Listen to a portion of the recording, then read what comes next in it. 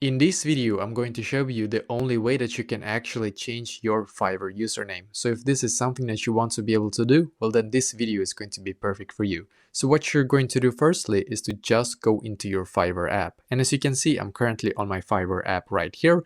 And if you already have an account on Fiverr that you have created with a certain username and you now want to be able to change it, well, the only way that you can actually do this is to firstly log out of that Fiverr account, and then you're going to come into this sign in page once again, as you can see.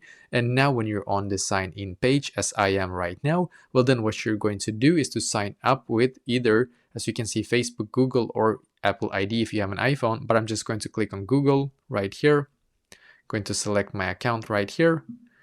And as you can see, username in here, you will not be able to change it. So it's not possible as of right now to change your username if you already have an account. The only way that you can change it is by creating a new account instead with a new username. So if you want to be able to have a new username on Fiverr, this is unfortunately the only way that we can do so, is to by creating a new account with a new username. So this is basically exactly how to do this.